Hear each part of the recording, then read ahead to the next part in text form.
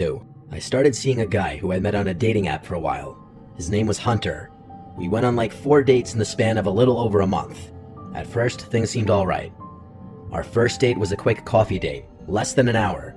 More of a screening process to make sure he seemed normal. Our second date was at a nearby bar for some drinks. We both got a nice buzz, and it was a nice time. Our third date was dinner, and this was when I started to question things. Question if I really clicked with his personality, or if I felt like there was something slightly off about him. The date ended with a kiss still, the first and only time we ever kissed, so I convinced myself that because I let him kiss me, things went alright.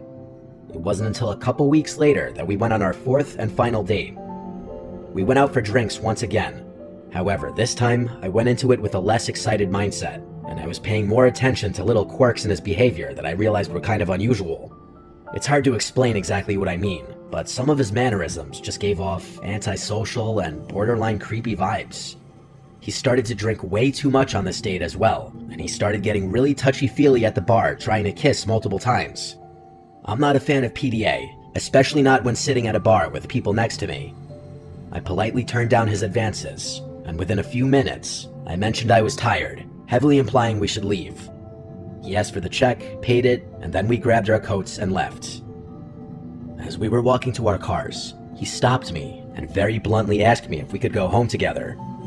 I said not tonight, I'm tired and have work tomorrow, which was a lie. He shockingly kept trying, saying he'd drive me to work tomorrow and such. I found it to be absurd whether he was drunk or not. I also wasn't a fan of him drunk driving home. I made the decision at that point that I wouldn't see him again. I went to my car in the parking lot across the street and started driving home slowly, just because I had a couple drinks in my system. I wasn't drunk, but I was still very cautious. I was also overly alert of my surroundings, looking around for cops, which perhaps is why I picked up on the fact that the same car was behind me still after I made at least 3 turns. And at a certain stoplight, I realized it looked like Hunter's car. I texted him, "Are you following me?" He texted back pretty quickly, saying, "Yes, I just want to make sure you get home okay." I called him, but he wouldn't pick up. This was so weird, and quite frankly creepy. I pulled over and texted him to stop following me, I'm fine. He stopped in the middle of the street for a second, I presumed to read my texts, and then he drove off past me. He didn't text back, not until I got home and was in bed.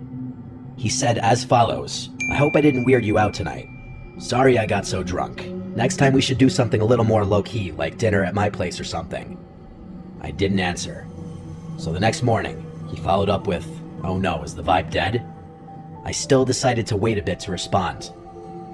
Not even 2 hours later, he sends me a question mark, so I decided to reply now before it got worse. I said, "Hey, I had a great time getting to know you, but I just think our personalities don't click that much. I also really just want to focus on myself right now, I hope you understand." After this was when the angry text started coming in. The worst of which being, "No, I don't understand. You strung me along for 4 dates to tell me that? How about you pay me back half of everything I bought for you then?" There were a few other angry texts that involved personal information, so I'm not going to include them, but they were enough to prompt me to block him. I thought this would be the end of it, but then I started receiving no caller ID phone calls non-stop. I ignored all of them until he finally seemed to get the message and stopped. The next day, when my parents weren't home, I got home from work to find a bouquet of flowers on the stoop along with a card. The card was an apology from Hunter, asking for a second chance. He somehow knew where I lived. That disturbed me. In his mind, he somehow must have thought that this would come off as charming or sweet, when in reality it was extremely alarming. I sent a long and final text to him to please not contact me anymore, and never come to my house again, or I'd file for a restraining order. I kept his number blocked so I wouldn't see his response. I thought things would be over now, but I couldn't be more wrong. It was not long after this that I was home alone for the night. My parents' house is big, and I had a loft bedroom, which meant my bedroom was the highest point in the house. I awoke in the middle of the night to something.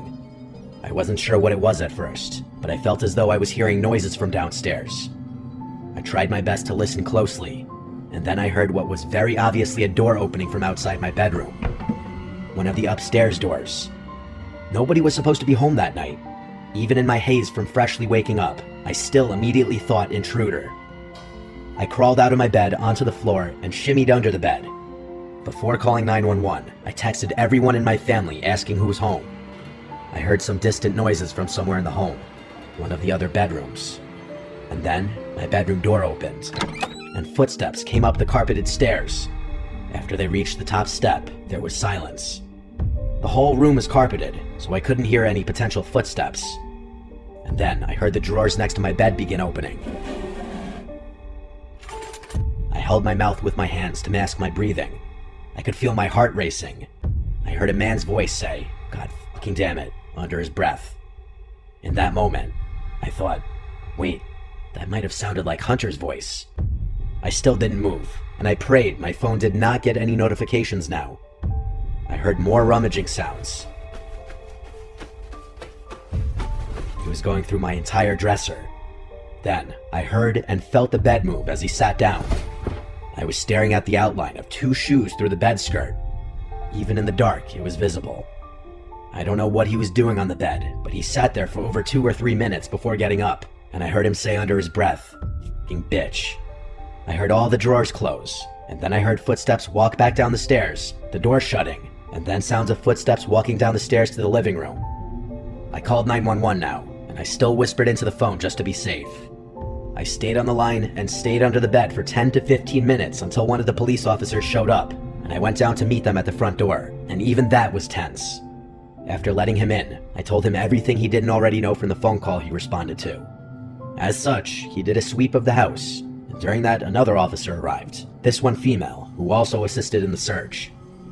It turned out every window was unlocked, and one of the windows, the dining room one, is big enough for someone to crawl through, though I don't think anyone ever pictured someone squeezing through the bush in front of the window and then crawling through it. I gave a verbal statement of everything. I was given a report number and they left.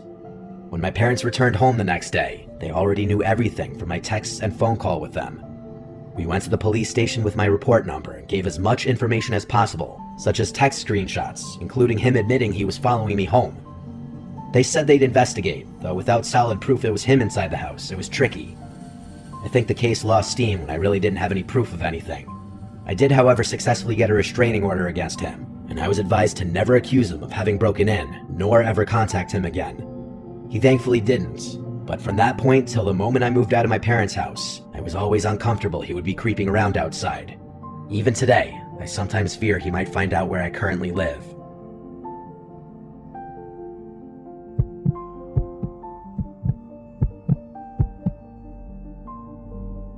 I was in the 6th grade when this happened. This all started on the week of Halloween, when I would stay after school to help decorate a haunted house for my school's Halloween carnival. I often got to stay and fool around with some of my friends while getting awarded with pizza for helping decorate. Along with my friends, there was also this other kid who would stay late. I'll call him Chris. We had gotten along for the entirety of the time that we would stay after school, and he never once gave me any reason to feel uneasy around him. He was genuinely a funny and cool kid. But anyway, fast forward 2 weeks. I was suddenly approached by a group of girls in my grade who were all excited and had wide grins on their faces. I asked them what was going on, only for them to tell me that I had a secret admirer and that he would be texting me tonight. Now, I'd be lying to you if I told you that I wasn't excited, or at the very least curious about this. I wanted to know who. Later that night, when I was about to go to sleep, I got a notification from Messenger. It was the only app I had at the time that I always used to communicate with my parents whenever I was home alone. The message was from Chris. I had completely forgotten that I added him on Facebook on Halloween. I opened the message and it read, "Maya, I need to talk to you." I was concerned and quickly replied, "Yeah, what's going on? Everything okay?" To this day, I wish I hadn't replied. The typing bubbles appeared and stayed there for a good 2 minutes, which meant that he was still typing. It felt like forever until his message finally came through. I didn't expect what came next. In a long paragraph, he confessed his love for me and how I've been driving him crazy since Halloween. He also proceeded to explain how he tried to impress me during recess and phys ed with his soccer skills, but that I never seemed to notice him. He said that he was growing tired of being ignored, and it ended with, "I want you to notice me. So I guess what I'm trying to say is, will you be my girlfriend?" I cringed at every word. I stared at the message for a long time. What the hell, I barely even know this kid, and I drifted apart from him a long time ago. I was trying to come up with a way to let him down easily, as I didn't want to hurt his feelings. I told him I didn't like him like that and that I wanted to just be friends. I could tell right away that he didn't like this answer. He kept asking me why, and I had to come up with a reason each time until he eventually stopped answering. The next morning was a nightmare for me. Some of his friends kept coming up to me and telling me that Chris wanted to kiss me, which he told the entire grade he wanted to do, and that he would do it even if it meant cornering me. Taking this as a threat, I decided to tell my teacher. She told me to stay inside during recess and lunch, and that if he ever got even close to me, to run right back to the classroom. This wasn't enough for me. I reported him to the principal, who told me he would do something right away, and this gave me some relief. I feel I should mention that I lived right across the street from my school, and everyone knew this, including Chris, which leads me to what happened next. Later on in the week, I was walking home from school. I hadn't even been inside my house for more than 2 minutes before I heard someone knocking on my front door. I peeked out the window just in time to see someone ducking behind a parked car across the street. It had to be Chris. He must have been following me. My mom opened the door to find a piece of paper on the floor, and not surprisingly, it was addressed to me. I read the note out loud, and it said there was a surprise waiting for me under the Cadillac in my driveway, which at the time belonged to my brother. My mom went to check, only to find nothing. But it was after this day, my brother's Cadillac stopped working. I still have no idea what Chris did to the car, but my brother was forced to sell it. Unfortunately, my nightmare doesn't end there. I was constantly harassed by Chris's friends, telling me to give him a chance and that he would treat me right. There was even a moment when I caught Chris taking a picture of me walking home, and the only reason I saw him was because I barely heard the sound of an iPhone camera behind me. Who knows how many photos of me he had on his phone. And every morning I woke up to a message from him with something along the lines of, "I can't wait to see you at school," or "I bet you'll look beautiful today."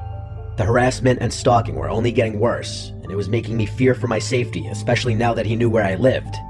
Finally, I got a call into the counselor's office and I felt relieved, expecting her to tell me that Chris was going to get in trouble or that the cops would get involved. Anything. Instead, what I heard was worse. The counselor proceeded to tell me that boys will be boys, that they do crazy things when they're in love, and that I shouldn't be mad about this. She told me I should feel flattered as this kind of stuff was bound to happen, and that the only thing I could do was to accept it and learn from it. At the time, I didn't see the problem with her words, as I genuinely believed her. But looking back on it now, this was an insane and disturbing thing to say to a 6th grader who was being sexually harassed and who was fearing for her safety almost every day. That afternoon, I came home from school telling my mom everything the counselor told me, and she was rightfully furious. I was called to the principal's office again that same week, this time with my mom present. I remember very clearly my mom telling the counselor and principal, "What are you waiting for something bad to happen to her before you do something?" She continued to ask why it was taking so long for something to be done. They both stayed silent. My mom ended it by threatening the counselor and telling her to never speak to me again unless she was present. But unfortunately, I don't think the school ever did punish Chris, which to this day enrages me. He basically got away with everything. It doesn't even end there. One night during the weekend, when my parents had gone shopping, I was about to go to bed after watching a YouTube video on my iPad, when I heard something at my window. Now, I'm on the 2nd floor, so this was especially strange. The only thing that hits my window are birds accidentally flying into it. I sat up listening. Then it happened again. It sounded as if someone had thrown something at the glass. Then it happened again and again. They were consistent thuds, and it was starting to freak me out. I finally got the courage to get up from my bed and see what it was. My heart dropped into my stomach when I opened the curtain and looked down to see Chris holding a handful of rocks, looking up at my window. He somehow had managed to figure out which window was mine. He was about to throw another when he noticed me. I could ever so slightly see that he was saying something, but I didn't stop to see what. I remember going to see if every window and door was locked, and thankfully everything was. When I returned to my room, I received 4 messages from Chris. "Why did you leave? I just want to talk. I'm sorry, all I wanted was a kiss. Please forgive me. You are not who I thought you were. Bye." I blocked him after that. Thankfully, I never had another incident, even though I had to see him throughout the entirety of my school years, from 6th grade to senior year. The last thing I heard about him was that he was arrested. God only knows for what. The saddest and scariest part of my story, though, is the fact that a counselor was comfortable with telling me that this kind of behavior was a compliment and a learning experience for me as a girl. I just hope that woman no longer works with children, and that I never have to see Chris again.